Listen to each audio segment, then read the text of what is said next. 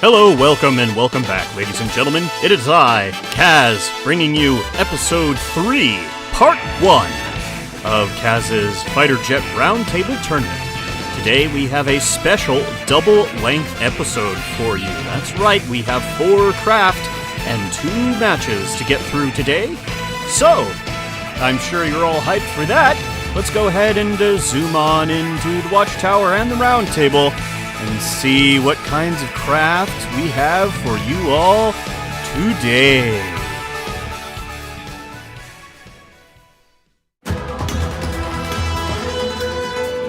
So here we have simply the Aurora, sent in by 32. This craft has tried to get into every single episode so far, but for one reason or another has had to be taken down to make another tweak here and there, and well, it just so happens that today is 32's lucky day, and today we will be featuring his aircraft.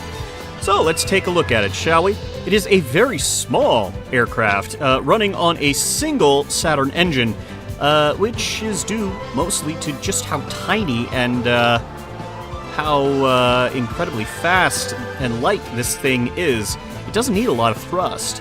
It also, as you can see, is using split elevons as brakes, which I think is pretty cool. Plus, those split elevons means it's going to have a lot of turning potential, pitching potential, rather. Quite a lot of maneuverability, despite not having any canards or anything else.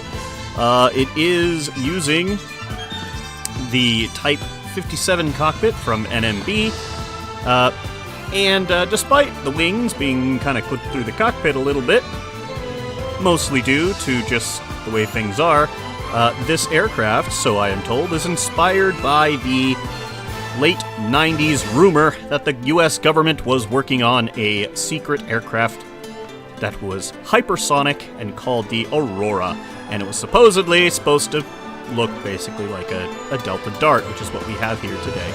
So as far as guns, this little thing is packing some serious heat that appears to be 2 BK-2757 Mausers. Can't quite get a lock on them. Thank you, KSP. Either way, that means 2 30mm cannons. This thing's going to be lighting quite a bit of things up. It's also packing 6 missiles down here. It's got some CNPL-8 missile. The CN stands for Chinese. It is a Chinese-developed missile. And it's also running with some standard AIM-9 Sidewinders. And I do believe that all those missiles are actually heat-seeking. So that will be fairly entertaining, and I can't wait to see what this aircraft is capable of. So let's see what it's fighting.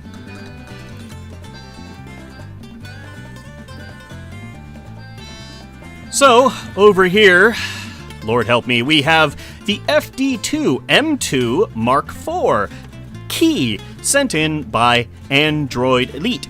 This is yet another drone, and in typical Android Elite fashion, it has far too many engines for an aircraft that size. Totaling 6, along with 2 Product 30 engines, which are very powerful, and a whole bunch of little Tiger engines. So, let's see what kind of missiles it's loading with. It looks like typical AIM-9 Sidewinders, and some AIM-9Xs on top. Interesting. So it's kind of differentiating its loadout there. As drones typically are, you can see this thing is quite small. Also packing some heat with some Russian Gryaziev Shiputnov GSH-301 30mm cannons. I probably butchered that, but what can I say? I'm a white boy. I can't speak Russian. And it's definitely looks sleek. You can see that it has a lot of control surfaces here, with the canards in the front, some winglets, also acting for, looks like roll, not on pitch, and we have a lot of, looks like it's going to have a lot of control authority, particularly in the rear, so this will be interesting to see how it flies. I can already tell it's going to be very quick and maneuverable. Well, anyway, enough about enough about the competing aircraft. Words, Kaz, words. And let's go ahead and get them into the sky. So now we're back at the watchtower with our good buddy Kaz Kerman, ready to watch these two aircraft duke it out. Let's find out who's gonna win in round one. And off we go!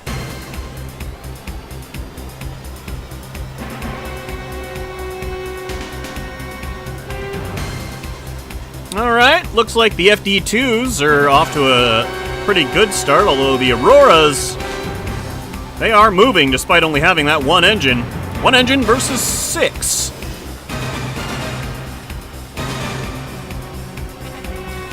So, as I was saying, this is a double-length episode. We're going to have this pair of fighters duke it out, and then once we determine a winner out of these two, we are going to be grabbing our second pair and have them fighting.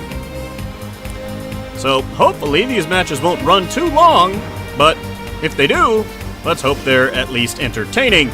So, we start with AIM-9s, launching first from the FD2s. Kind of just casually meandering through the sky.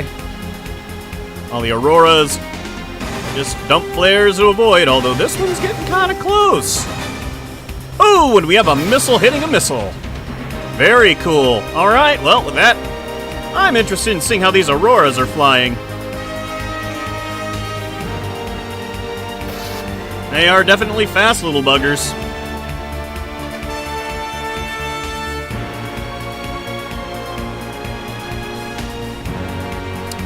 Like little Delta Darts. Those Gryazev Sheputnov cannons are getting obliterated, looks like by a missile. Interesting, and now we've got 2v1s with the Auroras in the lead.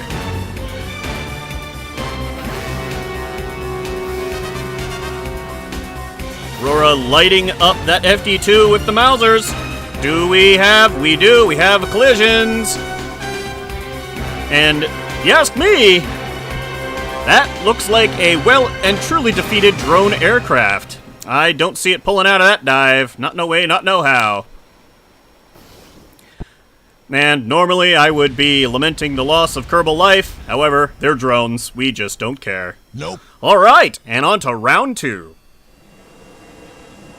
And the watchtower watches for the beginning of round 2. Let's get them back into the air and see if the Auroras can pull out a 2-0 sweep. That would be interesting. I don't think we've seen too many of those. At least not in the starting rounds. Turn off Kaz's radar there, just so he doesn't cause any potential problems. I know the AI actually turns it off automatically, but, you know, it doesn't hurt to be careful. Anyway, we did see the FD2s get missiles off first last time, so I'll be looking for them to repeat that performance. And just like that, competition starting, the engines are revving, afterburners at full, balls to the wall power. And AIM-9 streaking in at high speed, followed by another pair of AIM-9s. Countering, the Aurora's countering with their own AIM-9s. Oh, and we have an Aurora taken out by missiles. At the very least, it managed to hold its own and distract some of those missiles. Alright, well, let's see how the Aurora does 2v1. Bruh. Not very well is the answer to that question. So, quite quickly, we have an end to round 2. Let's go to round 3. So, back for round 3, the final fight between these two fighters. Who will win? Who shall lose? Let us find out. Now, between the two, I'm honestly rooting for not the drones. Not just because that it'd be nice to have, you know, a drone get defeated, but also because Android Elite has sent in 3 different aircraft. This is their 3rd attempt at submitting. And honestly, I'd really like to see 32's aircraft shine. But hey, what determines who wins is, well, who wins. And just like that, competition starts. And immediately, once again, the FD2s firing aim 9s at long range. This time the two Auroras seem to have split up a bit more. That Aurora, however, getting dangerously close to the ground. And it looks like that's it for the beginning of the missiles. Let's go ahead and zoom in and see how this is going.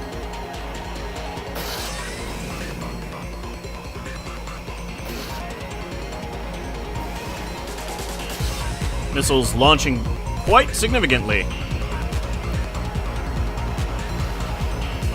I'm hearing those Gryazev Shiputnovs firing in the distance. Have a fairly distinctive sound compared to the Mausers.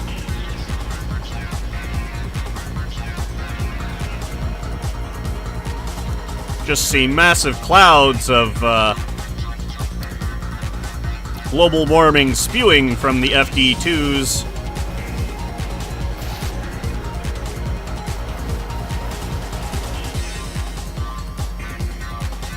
So the other FD2 is still on the tail of the Aurora. This other Aurora here looks like it's trying to get in to help its wingman.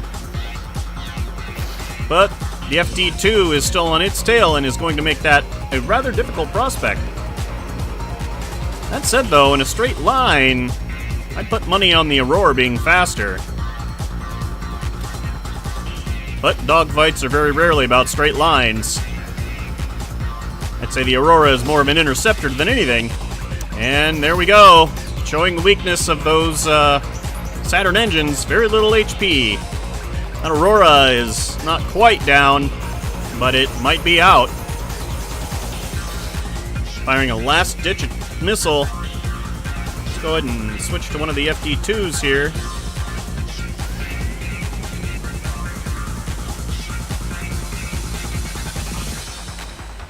Appears the Aurora that's down. What about this one? Oh, this one is firing at the live Aurora.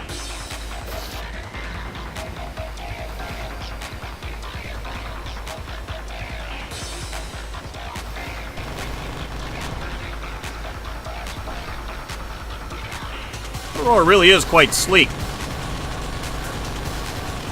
And fairly small, although that maneuver just seemed to have burned quite a lot of its capability to maneuver. This FD2 interested in shooting the downed Aurora, while the other one has traded off. The live Aurora is attempting to... Ooh, that's so close.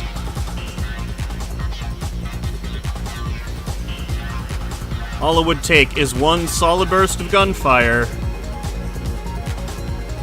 and that FD2 would be hurtin' for certain, as they say.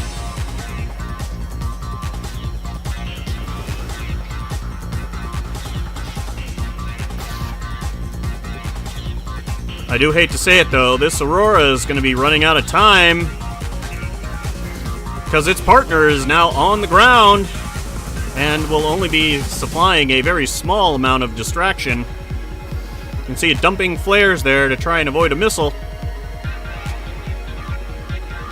Missile streaks overhead.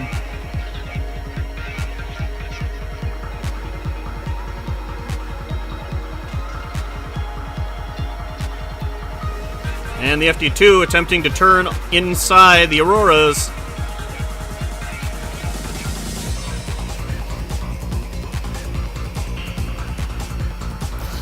Bullet velocity not quite there.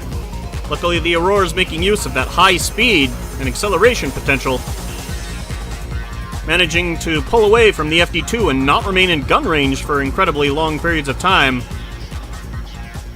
Its speed at the moment is probably its major saving grace. However, that Saturn, yet again, seems to have been the thing that did it in with those small hit points. So, well, it's not quite dead. I am pretty certain it's not going to be doing much more. I have seen bigger upsets before.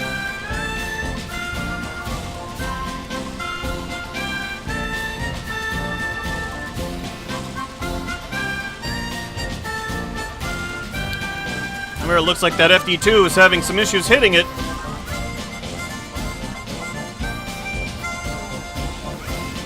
With that kind of accuracy, it's amazing it managed to hit those Saturns at all.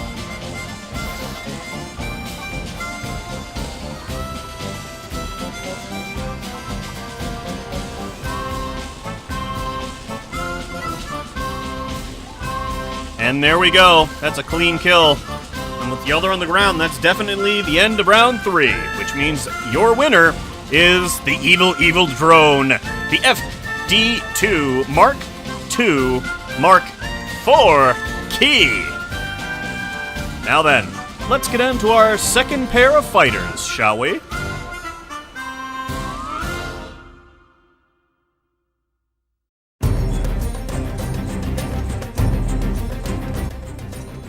So, we are back for the second match of today's video. Let's go ahead and take a look at the competitors. Here, we are looking at the FA-160 Commandant sent in by Litz the Blizzard, who is a returning competitor. It is a rather unique-looking design. It looks like it's taken some design inspiration from several different Russian-style aircraft, such as the Su-47 in particular. That aircraft comes to mind. With the way that it looks, it is also using the very nice, very sleek advanced flanker cockpit from NMB. Always a nice choice, not one I see used very often, mostly because it turns into a flat section there, and the parts that it usually connects to are not that beefy. That said, though, this is a bit of a big boy, and it is powered by 2 Saturns. And not just 2 Saturns. Behind the air brakes here, it is also powered by 2 hiding little PG0 jump jet VTOL engines. No idea how these things will perform. I've actually never seen them used before. They probably are locked in the back position and probably stuck in there just because they're small and fairly useful. Be interesting to see how that turns out. I'm always happy to see new engine choices. Very, very happy. So, this thing is also toting around AIM-9X Sidewinders. So, very, very squirrely, very, very deadly missiles. In addition to that, the engines are mounted low, likely below the center of mass, which means we're going to have a lot of pitch authority on this aircraft. Going to be, definitely going to be a show to see how well this thing performs.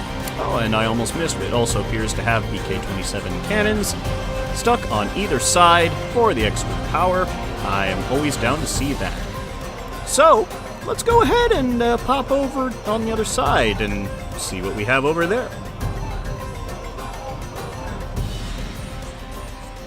So, over here, looking very sleek and very sexy indeed, is the JXM Raiden, or Raiden, depending on how you want to pronounce it. I like Raiden.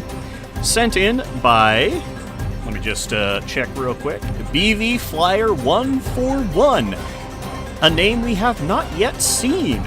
I am excited. I love seeing new names, like I said. It means that we have more talent, more people, more interesting folks being added to the community, and that's always cool.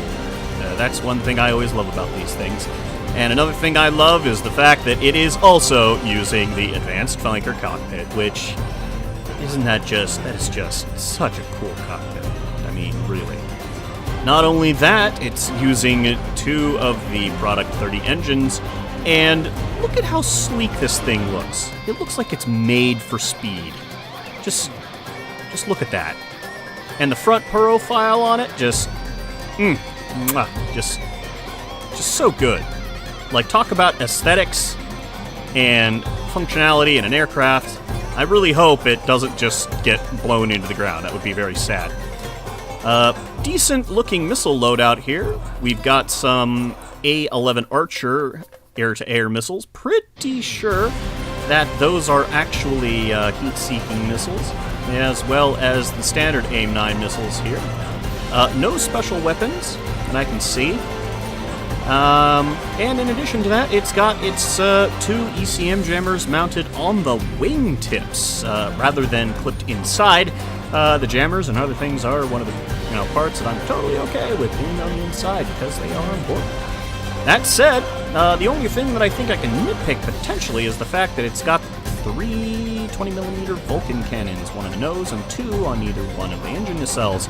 Means it's got a bit of a wide area of fire, which, who knows, could prove useful, I suppose, although the 20mm does not have nearly as much kick as the missiles.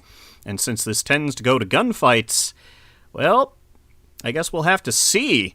These 2 very sleek-looking, semi-Russian-styled aircraft are going to be going up against each other. Let's go ahead and get to the watchtower and get them into the air.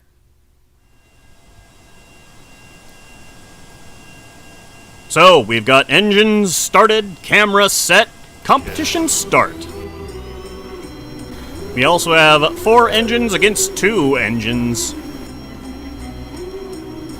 Now, if I were a betting man, I would say that the Raidens might yet get their missiles, their long-range missiles, off first, because I do believe they are all heat-seeking over here. And those 2 Saturn engines on the Commandant mean it's going to put out a lot more heat than those 2 NMB engines. But that's just a guess. We'll have to see if that's true or not. Both sets of craft are now closing on one another. Who's going to get missiles off first? And look at that! This is why Kaz is not a betting man. He is in fact wrong. The Commandants seem to have done something. There's some debris. I have no idea what that's about. However, the Commandants are lighting up the Raidens.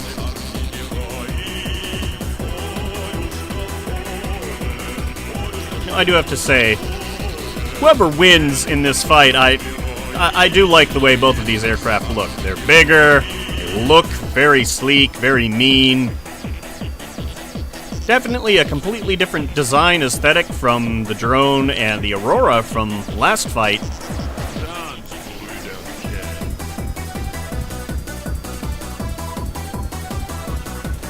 Ooh, and a bit of a clip to the edge of one of the Raidens. Looked like it may have actually hit the one of the ECM modules. We have a missile coming in, just barely missing that Commandant there.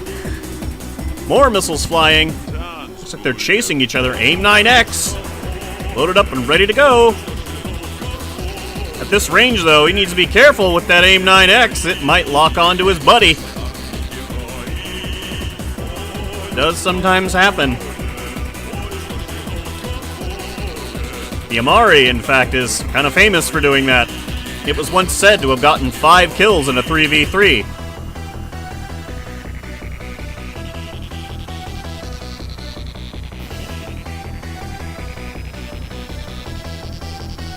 And an Archer missile flying in from that Raiden. I'm going to go ahead and switch to one of the Raidens now, I think, since we've been trailing these other aircraft. Looks a little bit unstable, unfortunately.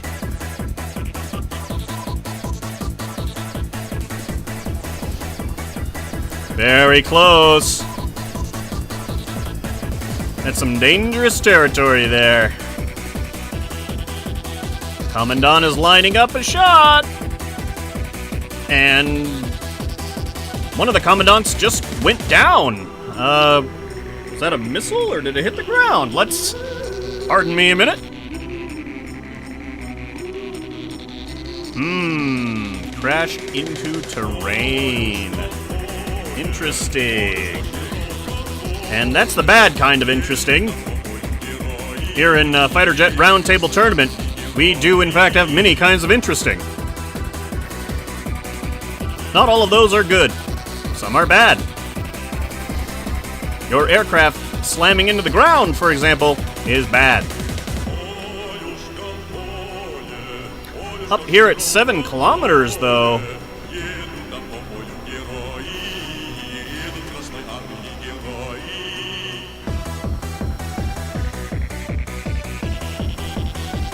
These are some interesting battle tactics. The Raiden seems to be favoring the higher atmosphere, which means the Commandant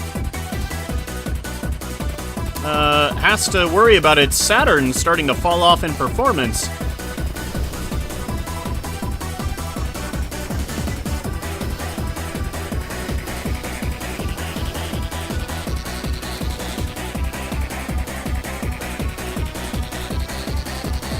Seems though the Raiden is a little squirrely. Trying very hard to line up a shot with those 20mm.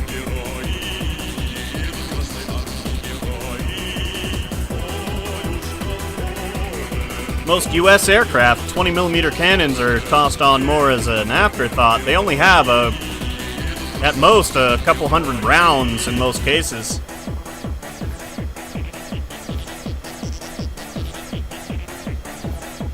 And that's the Russian aircraft typically carry 30mm cannons, which can do quite a significant bit of damage. Although, then again, in modern aircraft, it's very rare to actually have a dogfight. Traditional dogfight, that is. And kerblow. Commandant done in by the terrain. So, MVP to the terrain for round 1. Let's see how they fare in round 2. So, watchtower ready, camera set, start competition for round 2 between these two aircraft. Well, now I can't say who's gonna win. The Commandants got their missiles off first, and I thought they'd get theirs off second. In the words of Mr. Spock, fascinating. And I don't mean Zachary Quinto. I mean Leonard Nimoy. God rest his soul. All right, competition officially starting. Both aircraft are now heading toward one another.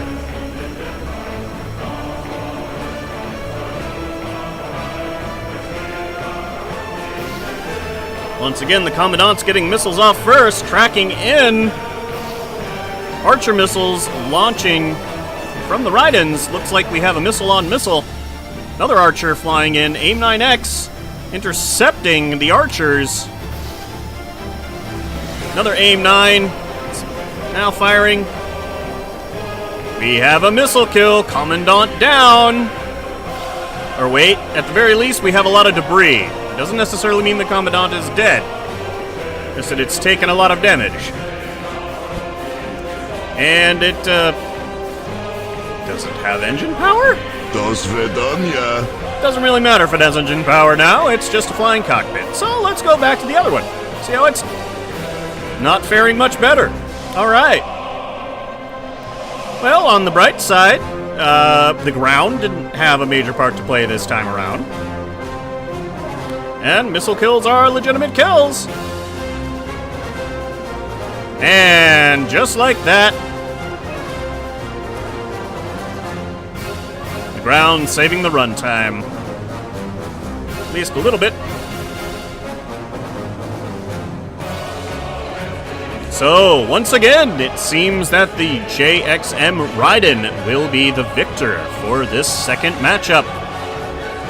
In any case, that's both of our fights done for today, and this double episode will be coming to a close.